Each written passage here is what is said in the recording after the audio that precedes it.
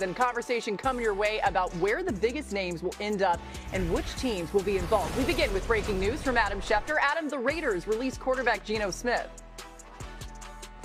1 year ago, they traded for Geno Smith to be their quarterback of the future, and now they are moving on from Geno Smith. They free up $8 million in salary cap space. There'll be a dead cap charge of $18.5 million that the Raiders are in strong position to absorb. And Geno Smith, barring a trade, an unexpected trade in the next week, will join the free agent pool of quarterbacks that now is expected to include Kyler Murray and quite possibly Tua Tagovailoa. Let's take a look at some of these quarterbacks who could be available, will be available here in the next week. Geno Smith, Kyler Murray, Malik Willis, Kirk Cousins, who will be released next week. And, of course, the draft with Fernando Mendoza and Ty Simpson. That will be of high interest to teams in the quarterback market, like the New York Jets, like the Arizona Cardinals, like the Miami Dolphins, like the New York Jets. All these teams out there vying for quarterbacks. We'll see how the quarterbacks shake out here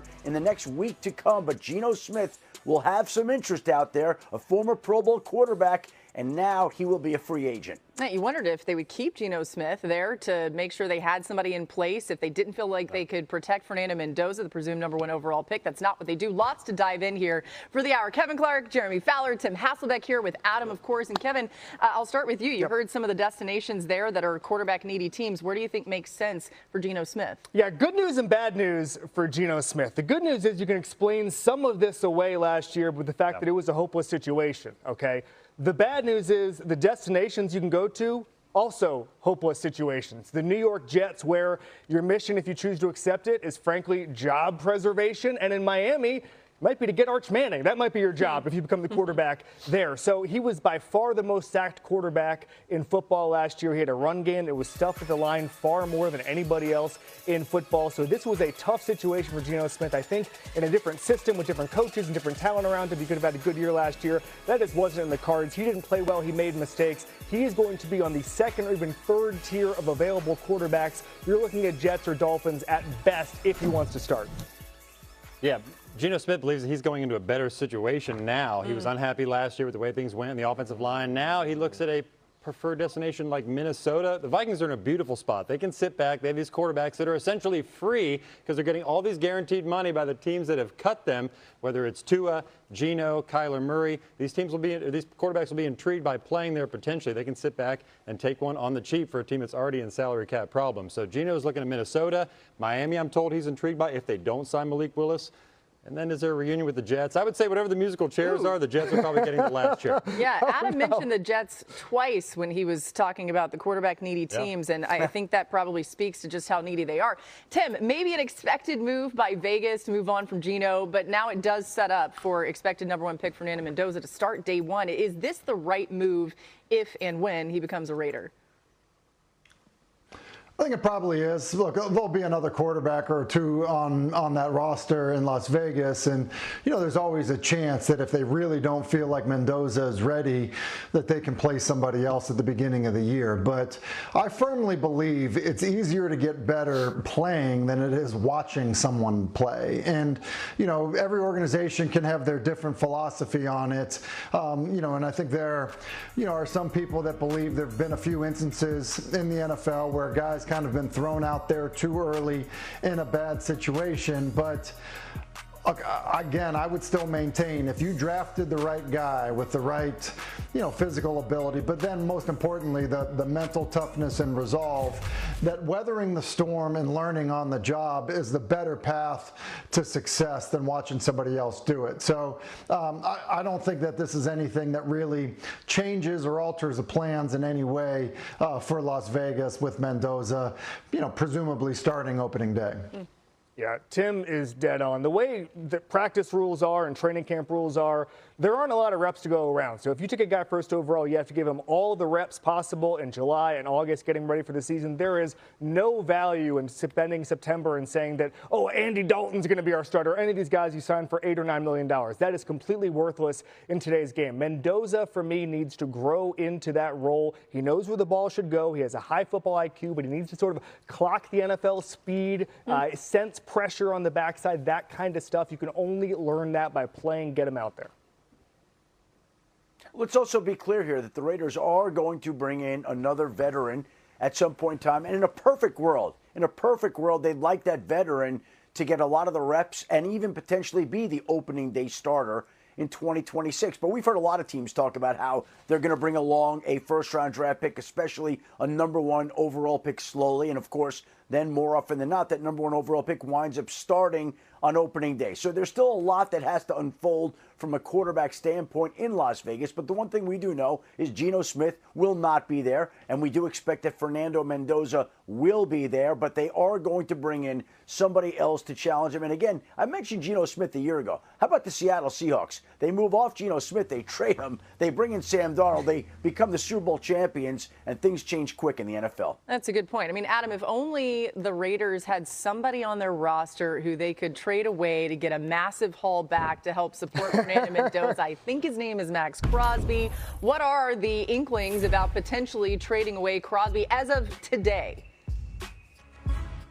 Well, here's where we are today, Laura. I think that there have been teams waiting and wondering if the Raiders would move Maxx Crosby.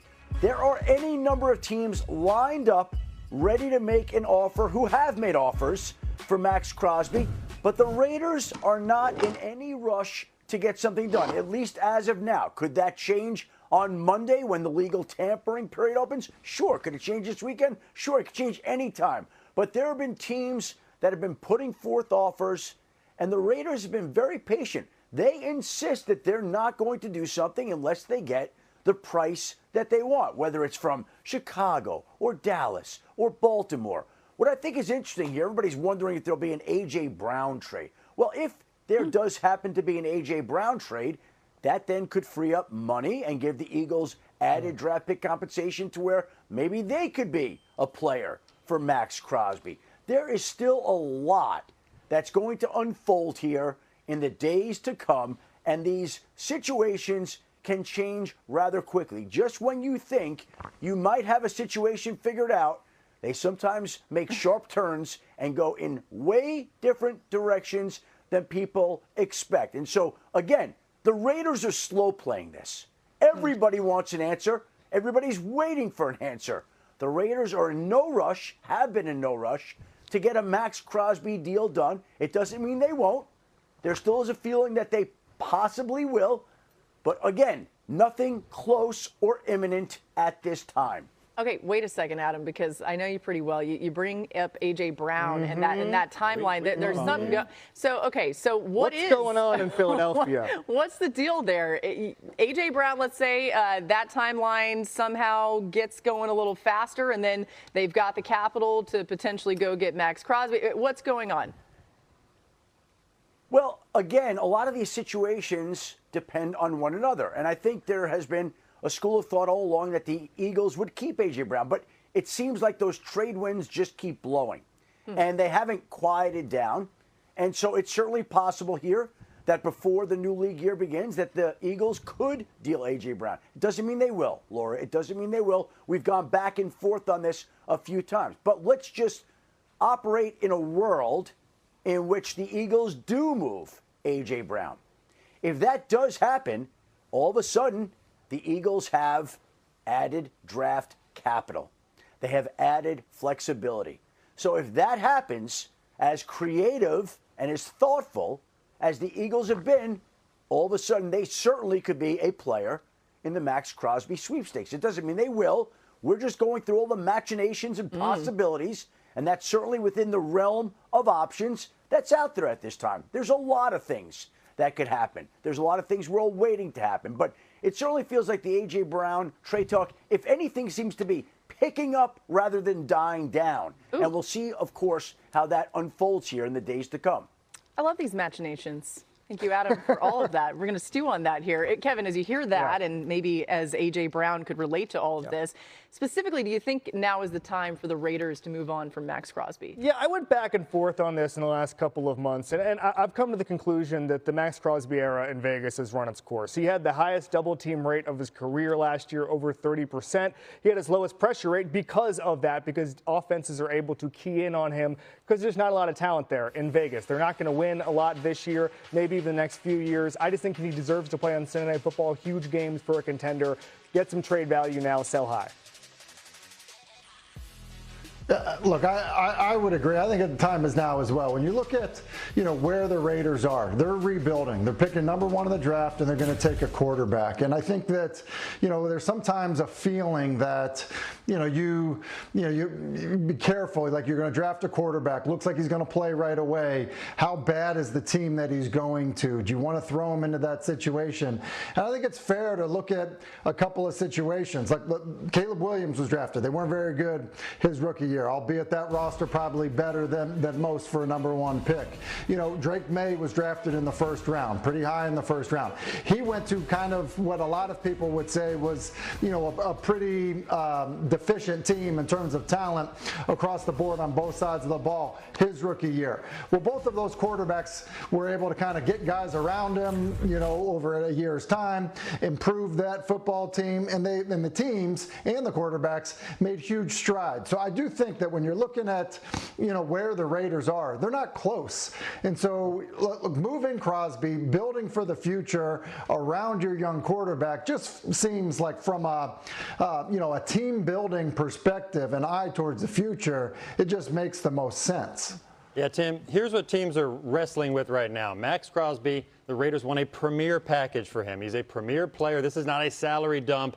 This is a top 5 to 6 edge rusher. They need serious draft capital to make this trade happen. Well, teams want to be in on this. I know Dallas, for one, is definitely in on this, but can they get to the point where the Raiders are comfortable? Is that 2 first-round picks and a player? Like, will teams go that far when he's 28 years old? Micah Parsons, when that trade got done, he was 24 years old. So a little bit of a different situation. I love that Adam brought up the Eagles because I feel like they have 6 different balls in the air right now. They're trying to re-sign Jalen Phillips, but he might hit free agency. So do they pivot to a Maxx Crosby? Jonathan Grenard with Minnesota. I believe they've kicked the tires on that situation.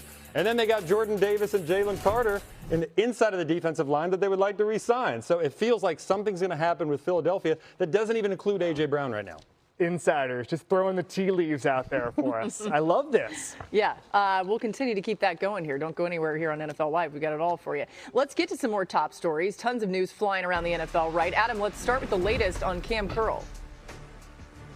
Well, the Los Angeles Rams have had a busy week, especially in their defensive secondary, trading for Trent McDuffie and now signing free agent to be safety Cam Curl to a 3-year, $36 million deal that includes $24 million guaranteed. He made a lot of big plays for the Rams last season, and he now will stay in Los Angeles and continue to try to make big plays. Meanwhile, the Detroit Lions asked Taylor Decker to rework his contract, take a lower salary. He declined, rejected their advances, and today they announced that he's being released. And this essentially came when he refused to renegotiate his contract. So Taylor Decker becomes a free agent, and there is a team in that division that does need a left tackle in Chicago. And earlier today, quite a confusing situation. Rashawn Gary allegedly posted on Instagram a goodbye to Green Bay. He later said his account was hacked, and that wasn't him.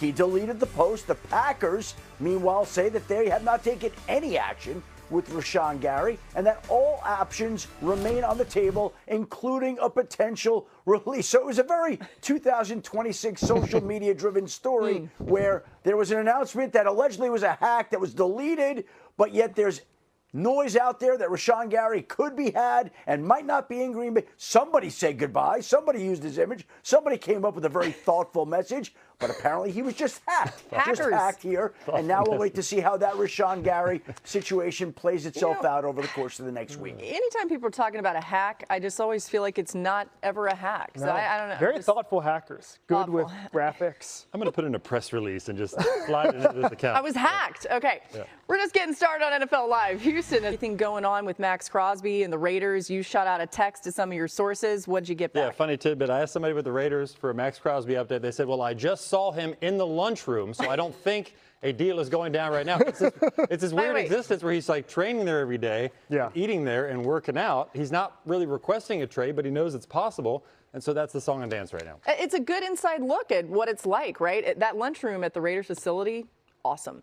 Okay, new on NFL Live, some more news to get to. Running back news out of Houston. Adam, what can you tell us? Well, first I wanted to find out from Jeremy what's on the lunch menu. Is it grilled cheese and tomato soup or what? As for the Houston Texans, Joe Mixon did request his release on Thursday and was granted it today. His time in Houston is over. People expected this to happen once the Texans traded for David Montgomery. Joe Mixon battling that mysterious foot and ankle injury last year that prevented him from playing all year. Now he moves on from Houston. Meanwhile, the Texans also guaranteed money in Danielle Hunter's deal. A lot of extra money for Danielle Hunter, about $40 million extension for the 2027 season, all guaranteed up there. He's been one of the more productive pass rushers, and he gets paid like it as well. And take a look at all the moves that the Texans made this week, extending Danielle Hunter, extending Trent Brown on a one-year deal, acquiring David Montgomery, trading Titus Howard to the Cleveland Browns, and they're not done just yet. They'll have more major moves ahead, and maybe the next major move for the Houston Texans, and I don't think it's too early to put it on the bottom line right now. The Houston Texans are expected to sign Will Anderson to a huge new deal. I would think that would happen here at some point in the coming weeks, but that deal with Will Anderson and the Texans will get done, we think, and he will be tied to Houston. They're not going to let one of the best players in all of football leave. They want him there for a long time, and their intent is to keep him there for a long time with a new deal on the horizon. So well-deserved. Hold on to that guy, right? The Texans, Tim, I mean, they've been making moves. We had a whole graphic there filled up of all the moves, but have they done enough to help C.J. Stroud and the offense? Because that's been the real issue. Well, I think Montgomery is going to be a lot of help. He's a very good back. It's why they, you think about all the free agent running backs about to hit the market. They obviously, felt good about him to make a trade to acquire David Montgomery. And that, I do think they need to do other things up front. You just look at the investments, when you look at like the Houston Texans, how they're built. Got a bunch of guys that entered into the league as first-round draft picks on the defensive line. You have any on the offensive line. And I just think that, when you do that over time, when you aren't, drafting and developing guys that you draft extremely high, then it can come back to get you if you're not, continuing to try to find, avenues to build your offensive line. He's not a guy that moves around extremely well, and so I do think that, when you look at ways they can help him, it's certainly investing in the front on the offensive side of the ball.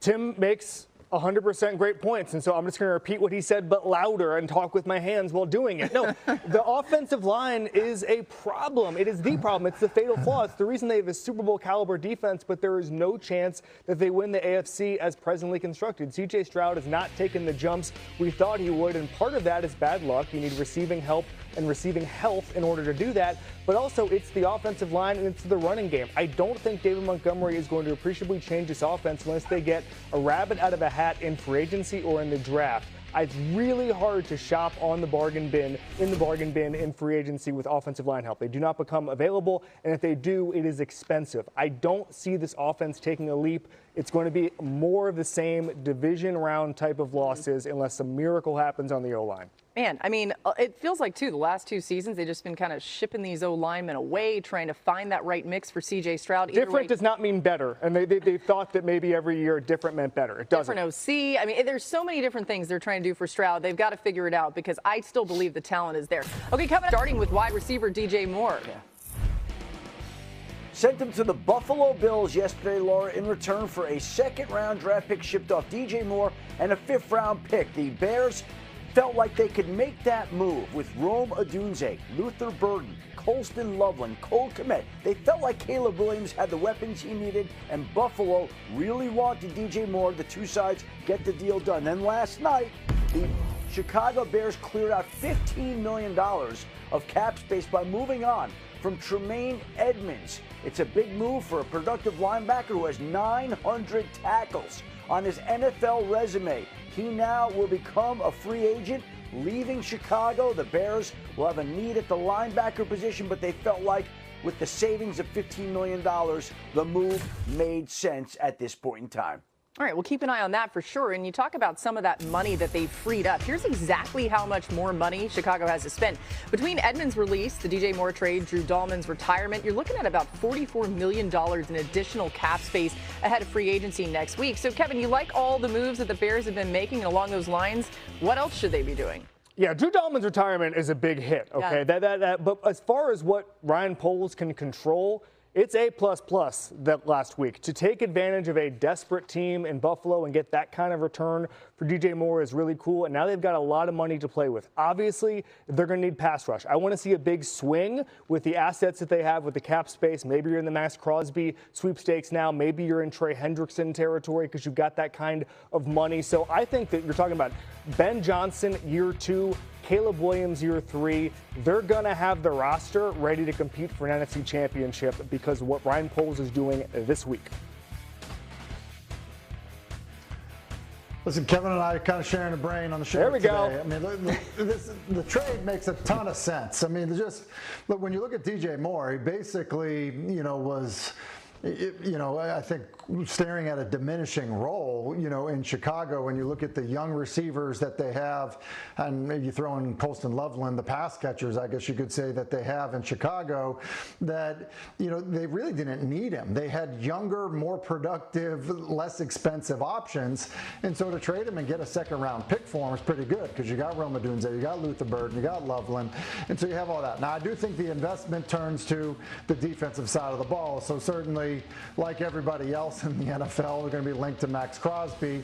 But Hendrickson, also another guy that I think that when you talk about the impact that he could have, other than last year where he was kind of banged up and had a bad year, look at like the previous 7 years. Like he has been as good as any edge player the NFL has seen over that stretch. And, you might be able to get him at a much reduced rate because of his age and the year he's coming off of. So I think Chicago finds himself in a pretty good situation.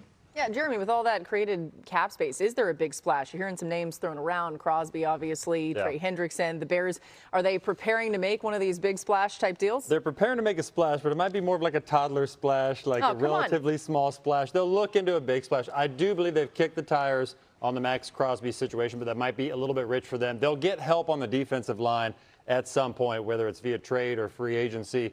Look, Dennis Allen, the defensive coordinator, has familiarity with Trey Hendrickson from his New Orleans days, and Alex Anzalone, the linebacker who was in Detroit, so they could add to their front seven there. They need a cornerback. They need to try to re-sign Kevin Byard. I do believe there's a chance that happens. So they could spread the wealth a little bit in the center. They're going to get a center at some point as well, either in the draft or free agency. So it's going to be a mix of a lot of things. You mentioned the need for pass rush. Last year, they were historically good at creating turnovers without pressure. If they get the pressure, that's when you're talking about conference championship type stuff. Yeah, some of the time just taking the ball away comes down to luck. You have to do something. Catching the ball. Exactly. Catching the ball. They did that a few times in a good way. All right, Adam, another star player whose name has been tossed into trade talks is wide receiver A.J. Brown. You brought this up earlier in our show. What's the latest on his status in Philly? Listen, Laura, there's a lot of talk right now about A.J. Brown and Maxx Crosby, and I think the two star players are in similar situations. Two teams that would rather not move them, two teams that would rather hold on to them, but two teams that are getting calls and offers from other teams. It has felt for a while like Philadelphia wouldn't move off A.J. Brown. Now it just feels like those trade winds don't quiet down any. And if anything, it almost feels like the chatter across the league has gained some speed and picked up some. So if Philadelphia were going to make a move, it would want to do it, you would think, before the tampering period began, so they would be able to go after certain replacements and have the draft capital that they know they would have in any A.J. Brown particular trade. I think when you look at the landscape of teams that are out there, Buffalo would have figured for A.J. Brown. Buffalo's out. It got DJ Moore. New England still has not landed a big-name wide receiver. Most people expect that they'll land one of those, certainly having moved off of Stephon Diggs this past week. I still think New England is in play there and would be a logical destination. And obviously, there are a lot of teams out there that would love to have A.J. Brown. And it just feels like that talk hasn't quieted down any and is not going away anytime soon. Yeah, Adam, I don't want to put words in your mouth, but earlier in the show, you said the talk's heating up around A.J. Brown. So continuing to keep an eye on that here over the next couple days and into Monday. We'll have you covered for all of it right here on ESPN. You heard some of the names there, or at least one team mentioned, Tim, that the A.J. Brown trade could involve would be the Patriots, which is fascinating to think about that team, Drake May, having a target like that. Is this something the Eagles should be doing, though, trading away A.J. Brown? There's obviously something going on that they feel like they should, because when you look at the situation, it's not talent based. It's probably more personality, culture, environment, based in terms of his behavior. I don't want to characterize his behavior as something, that is wildly detrimental, but I think that it's at least been a distraction, and it's at least been something that's had to be managed. And we see this from time to time throughout the league, where there'll be an incredibly talented player playing at a high level, but because of the maintenance that they require, the team is just like, look, we'd rather actually just move on. And so it just feels like, to Adam's point about it, this not quieting down, because I think it's something that Philly is actually, really up for. And so because of that, yeah, I think New England would be an insane, match. I think they're willing to pay the price. You guys played the sound of Mike Vrabel talking about, hey, listen, it costs what it costs to go get a great player. And then I think that, the personality of Vrabel, the personality of A.J. Brown, that I think can be, satisfied in terms of Vrabel's leadership. And then it's a need for New England. They need a true number one.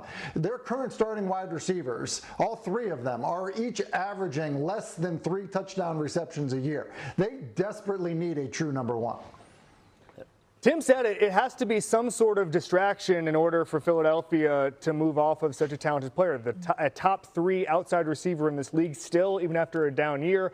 But I'd have to be pretty darn distracted to take the 4th biggest dead cap charge in history to not have A.J. Brown on my team in a year where you're trying to win the Super Bowl. We're talking about a guy who was still 10th in the league in target share again last year, even though he's complaining about not getting the ball. I just think the way he creates space over the middle of the field for Devontae Smith, there's so much that he does, whether he's catching the ball or not, that stresses a defense. I'd want him on my team. Yes, a team like Buffalo, if they could trade right now for a time machine, would be a great option. They're not going to be a fit. So where is he going to go that's going to be a better situation? I guess maybe New England if they want to give up those assets. But I generally, if I'm Howie Roseman, I'm going to try to find a way to keep him. He is so good, and you can't get equal value for a guy like that. It feels like he wants to get out too, though. I mean, you can't look at what happened last year and say, oh, this guy's just happy as a clam there. I mean, Jeremy, that part of it, I get it. An asset like that, you try to hold on to him if you can, but he doesn't want to be there. Right. Well, Kevin, you mentioned the salary cap issue with trading A.J. Brown. That is a factor because the Eagles, I'm told, want so much in a potential trade. I talked to one team that asked about this, and they said they want a first-round pick and even a second-round pick. Like, we're talking a lot of draft capital for a receiver who's close to 30 years old. Now, maybe they'll soften on that as talks go, but this is sort of a waiting game because teams aren't willing to give up quite that for A.J. Brown, but they still want him, but the Eagles aren't shutting the door completely. So like Adam said, this is not dissipating anytime soon. It was this way at the Combine last week. It seems to have picked up some steam, but if the Eagles are going to not only have a great player, but they're going to have to take a huge dead cap hit on their books, they need draft return for it. Adam, how about that price that Jeremy's talking about?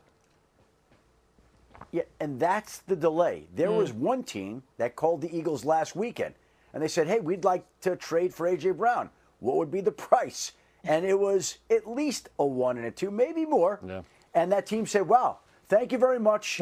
No thank you. And the team obviously made a decision to move on. And I think that that's the case with A.J. Brown and with Maxx Crosby. Yeah. The Eagles are determined to get their price. The Raiders are determined to get their price. Yep. And neither team, the Eagles nor the Raiders, has been willing to budge until they get close to what they want. Now, as the new league year creeps closer and as we get to the start of the next week, it's always possible that the Eagles and the Raiders could reduce their asking price.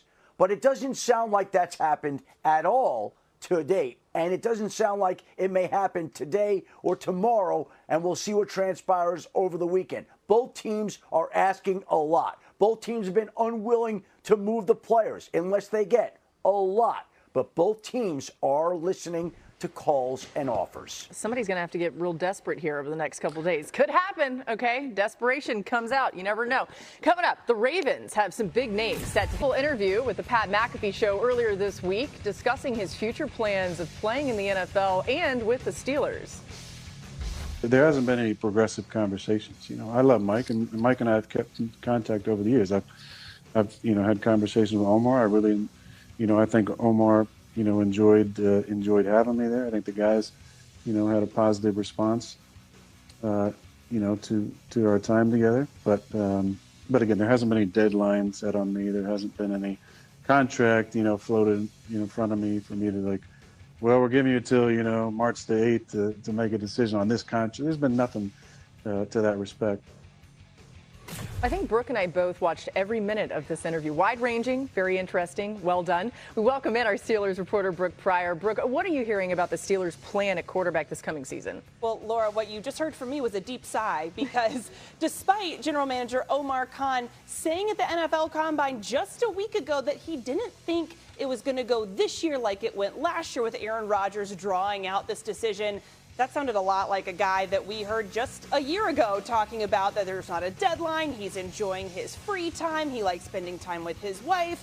The Steelers' approach is similar to what it was last year. They're hoping that Rodgers decides he wants to come back for another year. If that doesn't work out, maybe they could draft a quarterback. I would be very surprised if they took one in the first round, although at the NFL Combine, they did have formals with Ty Simpson, Drew Aller, and Carson Beck. So they're doing their homework. They've also got Will Howard, a 6th-round pick from a year ago, on the roster. They really like him. I've talked to people in the building. They really like his smarts, how he is above the neck. Still have to see what he's like below the neck. His arm is great. Footwork still needs some work, but he didn't get a lot of work a year ago because he missed most of the season with that fractured pinky. So Aaron Rodgers is the hope. Beyond that, there's a lot of hoping and praying going on in Pittsburgh. Interesting. Yeah, you're going to be waiting this whole thing out. And by the way, Rodgers was telling Pat just how much he likes Will Howard. So high endorsement there. We appreciate you, Brooke, for stopping by here. Let's talk about the Ravens a little bit more. They're hoping 2026 can finally be the year they get over that playoff hump. New head coach, Jesse Minter.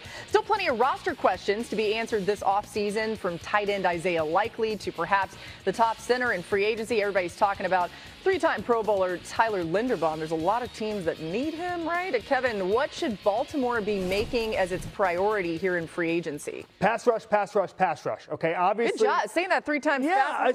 They had the 4th lowest pass rush rate in the entire NFL last year. That should never happen in Baltimore. Obviously, they got to replace, if they lose Tyler Linderbaum, a center, but then other than that, it's front 7. Jeremy Fowler reported that maybe they go after a 3rd safety because Jesse Minter likes those kind of looks, but really, they're going to be shopping in the bargain bin. Maybe it's a Khalil Mack. Maybe it's a Calais Campbell, a veteran like that you can get for cheap, but they've got to generate pressure on the quarterback or else it's going to be another mediocre season in Baltimore. If anybody at home tried to say pass rush 3 times fast, I love you for doing that.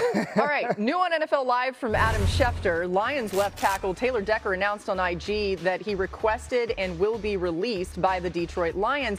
Tim, is this a big loss for an already depleted Detroit O-line? I do think it's a big loss. Now, obviously, he's been in the league for a decade. He's not, the same exact player that he was earlier in his career. But look, I think that he fit the identity of what, the Lions like to do offensively. And look, if you're going to be a physical, run the ball football team, be aggressive on short yardage situations, you better be good up front with your offensive line. And because of retirement, really, between last year, this year, look, this offensive line looks drastically different. And so remaking it can be difficult. So I think it will have to be a strong effort both in free agency and in the draft to rebuild the offensive line to get the kind of the physicality, back that they had when, quite frankly, probably the second year that Dan Campbell was in Detroit. Anytime you go from a strength to a weakness, offensive line in Detroit being so good the past few years, you have an identity problem. There were 2 stats I saw that should scare every Lions fan, coach, player, and those are They had way less explosive runs last year. That's an offensive line stat. And teams were pressuring Jared Goff much quicker last year than in 2024. That's obviously an offensive line stat. So now to rebuild on the fly with a lot of expensive guys in Detroit, you're going to have to be shopping in the draft and then in the bargain bin in free agency. That's worrying to me, especially in a division with a lot of good teams and a lot of depth. Here's another couple stats. The Lions were 31st in pass blocking and 20th in run blocking last season, both down from 2024. Got to find some improvement there. That bargain bin, I think I shop in the bargain bin sometimes. You don't want to be doing it in free agency, but yeah, you look sharp. All right, still to come. Dallas is in the market for a pass rusher. They don't want to hit the bargain bin. They're the Dallas Cowboys. Kevin explains why Maxx Crosby deserves to play in Jerry World and what it would take to get him there. That's next, right here on NFL Live. We'll be right back.